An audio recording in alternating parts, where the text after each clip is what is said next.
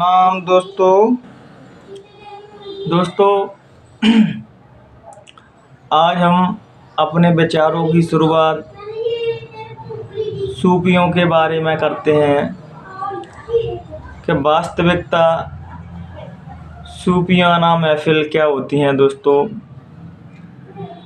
तो दोस्तों सूफियों की साधना ही इतनी रहती है कि वो अपने मुर्शिद से, अपने गुरु से, उस परमात्मा से मोहब्बत के अलावा कुछ करते ही नहीं दोस्तों। और जहाँ बात मोहब्बत की पूछो तो उस मालिक के दरबार में, उस खुदा के दरबार में, उस परमात्मा के दरबार में मोहब्बत के अलावा, इश्क के अलावा कुछ पहुँचता ही नहीं है दोस्तों। इसलिए सूफ़ी हमें सिखाते हैं परमात्मा से मोहब्बत करिए, मोहब्बत के अलावा कुछ नहीं, परमात्मा को कुछ नहीं चाहिए। जो ईश्वर से मोहब्बत करता है उनके प्रेम में फ़ना हो गया है। फ़ना मतलब अपने आप को दोस्तों पूर्ण तरीके से विलीन कर देना, पूर्ण तरीके से परमात्मा की भक्ति में लीन कर देना, या अपने आप को मिटा देना ही भक्ति का पीक पॉइंट होता है, चरम सीमा होती है दोस्तों। इसलिए जब तक भक्ति फ़ना नहीं होती, सूफियों की लैंग्वेज में बोलते हैं, जब तक भक्ति साधना फ़ना नहीं होती, मतलब साधक पूर्ण तरीके से मिटता नहीं है दोस्तों, तब तक वो परवरदिगार, वो मालिक, वो ब्रह्म हमारे अंदर, वो मस्ती हमारे अंदर नहीं उतरती। सूफी कहते हैं कि जो भारी नशा करते हैं, शराब पी ली या तरह तरह के नशा, ये तो दो कौड़ी के नशा हैं दोस्तों कि रात को पीते हैं और सुबह उतर जाती है। जब एक बार उस मालिक का नशा चढ़ता है, उस खुदा का नशा चढ़ता है दोस्तों, उसके आगे सारे नशे फीके हो जाते हैं दोस्तों। तभी तो कहा है रात को पी सुबह तक उतर जाएगी, तेरी नजरों से पी है खुदा की कसम, उम्र सारी नशे में गुजर जाएगी। एक बार दोस्तों जिसको भक्ति का, परमात्मा का चस्का लग गया, वो नशा कभी नहीं उतरता। बाहरी नशे तो थोड़ी देर बाद ख़त्म हो जाते हैं। इसलिए मैं तो सभी से जो कहूँगा, अगर परमात्मा को, उस मालिक को सबसे प्रिय चीज़ है वो तुम्हारी मोहब्बत है, ना तो तुम्हारे पैसों में उसको कोई इंटरेस्ट है, ना तो तुम्हारे पद में कोई इंटरेस्ट है उसको, ना तो तुम में कोई इंटरेस्ट है कि तुम गोरे हो, काले हो, किस जाति के हो, किस मज़हब के हो। उसका इंटरेस्ट तो तुम्हारी सच्ची भक्ति, तुम्हारी सच्ची मोहब्बत ईश्वर के प्रति, यही मायने रखती है दोस्तों।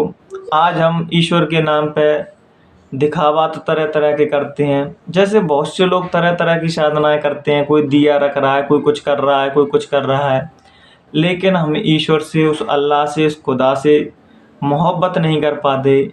इसलिए तो हम ईश्वर से वंचित रह जाते हैं। जिसने ईश्वर से मोहब्बत कर ली, इश्क कर ली दोस्तों, इश्क जिसको हो गया खुदा से, वो तो फिर दुनिया से बारा न्यारा हो गया।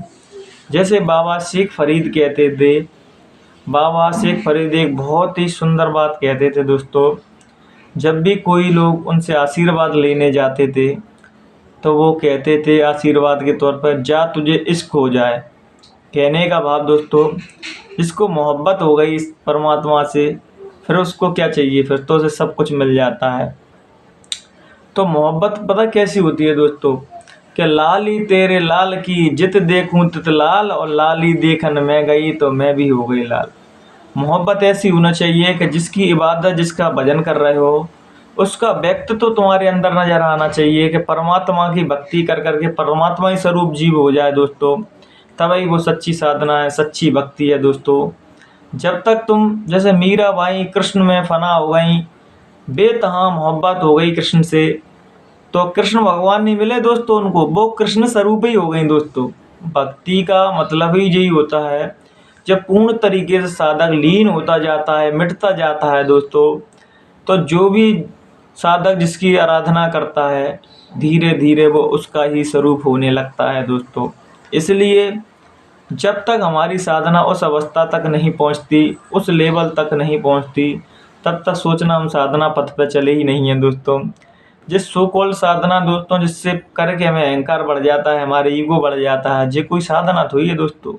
साधना तो ये है कि जो जो साधक मिटता जाता है उस परमात्मा की मस्ती में, जो जो साधक उस ऊंचाइयों को, उस पर्वतों की शिखरों को छूने लगता है साधना में दोस्तों, क्योंकि उसके यहाँ मिटने के अलावा दूसरी साधना ही नहीं है। जब तक तुम्हारा अस्तित्व नहीं मिटेगा तब तक उसका अस्तित्व तुम्हारे अंदर कैसे आएगा। और जिस दिन तुम खुद मिट जाते हो उस दिन वो ही रह जाता है तुम्हारे अंदर और कुछ बचता ही नहीं है। ऐसे ही नानक जी से एक बार प्रश्न पूछा कि नानक जी आप तो कहते हैं कि खुदा ईश्वर हमारे अंदर है, फिर अंदर दिखाई क्यों नहीं देता हमें। जैसे बहुत से लोग कहते हैं कि एक्सरे कराओ तो एक्सरे में दिखता क्यों नहीं है ईश्वर। तो नानक जी बहुत सुंदर जवाब देते हैं, कहते हैं वो है तो तुम्हारे अंदर ही, लेकिन वो एक्सरे में वो किसी मशीन में इसलिए नहीं दिखता क्योंकि तुमने अपने ऊपर इतने विकार डाल रखे हैं, कहाँ से दिखेगा। ईर्ष्या, राग, द्वेष, काम, वासनाएं, तरह तरह की बुरी आचरण अपने अंदर कर रखे हैं दोस्तों। तो वो परमात्मा के साक्षात्कार तुम अपने अंदर कैसे होंगे। जब हम साधना पथ पे चलते हैं और हमारे धीरे धीरे विकार खत्म होते हैं तब हम ईश्वर को समझ पाते हैं, उसको जान पाते हैं।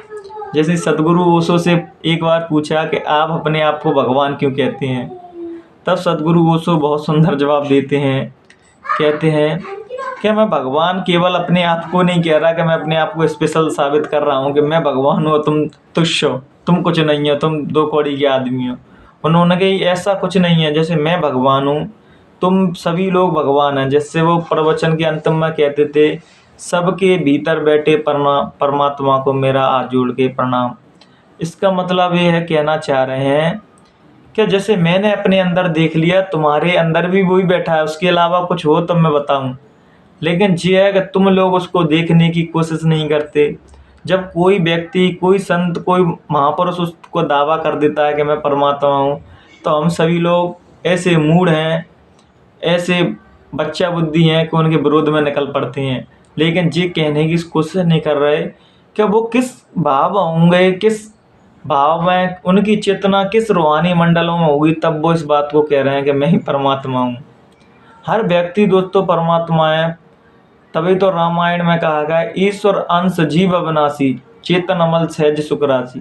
ईश्वर अपने अंदर जो जीवात्मा बैठी है दोस्तों, वो परमात्मा की भेजी हुई है, किसी व्यक्ति ने नहीं दी है, उस परमात्मा का ही अंश है।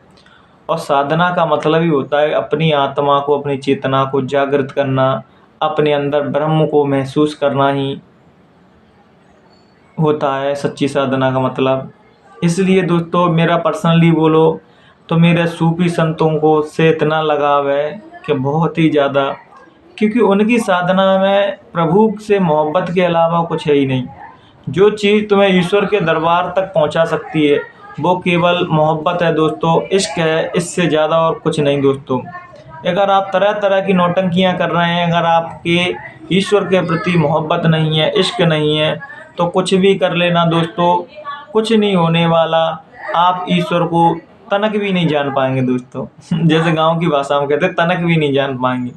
ईश्वर को जानना है दोस्तों तो उनसे निस्वार्थ मोहब्बत करो, संपूर्ण मानवता से मोहब्बत करो, चाहे वो हिंदू हो, मुसलमान हो, सिख हो, ईसाई हो। मैं तो एटलीस्ट ये भी कहता हूँ, एटलीस्ट जानवरों से भी हमें सभी लोगों को मोहब्बत करना चाहिए। जब हम ईश्वर को पहचान पाएंगे। जैसे नामदेव के पास जब कुत्ते घी में रोटी चिपक रहे थे तो कुत्ता घेर घी की रोटी लेके भाग गया, तो नामदेव जी घी का डिब्बा लेके पीछे जा रहे कि प्रभु घी तो लगाइए तब खाइए। तो सोचो उनका भाव कैसे होंगे दोस्तों, कि उस कुत्ते में भी ईश्वर देख पा रहे हैं और हम जीते जागते इंसानों में ईश्वर नहीं देख पा रहे। कैसे मंदबुद्धि हो चुके हैं हम, कैसे मूड हो चुके हैं दोस्तों, कि आज हम भगवान के नाम पे इतनी लड़ाइयाँ लड़ रहे हैं लेकिन एक दूसरे से प्यार मोहब्बत से नहीं रह पा रहे दोस्तों। क्या ये ईश्वर की वास्तविकता भक्ति है? बिल्कुल ही नहीं है दोस्तों। जो भी भक्ति के नाम पर हिंसा करते हैं, लड़ते झगड़ते हैं, वो लोग किसी के भी उपासक नहीं हो सकते, किसी का भजन नहीं कर सकते, किसी की साधना नहीं कर सकते। भजनानंदी आदमी होते हैं जो ईश्वर से मोहब्बत हो जाती है, वो सभी में प्यार मोहब्बत बांटते चलते हैं, निस्वार्थ संसार भाव को प्रेम बांटते हैं। वो कहते नहीं, जो अपने लिए जिए वो संसारी, जो अपने लिए जिए वो संसारी, और जो दूसरों के लिए जिए वो संत, वो महात्मा, वो फ़कीर।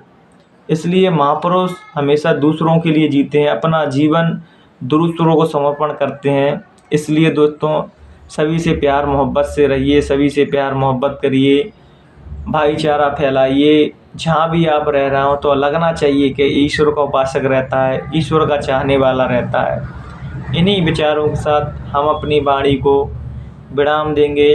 अगर दोस्तों मुझसे कहने सुनने में कोई भी गलती हुई हो तो अपना बेटा समझ के, छोटा भाई समझ के मुझे माफ़ कर देना। प्रणाम दोस्तों।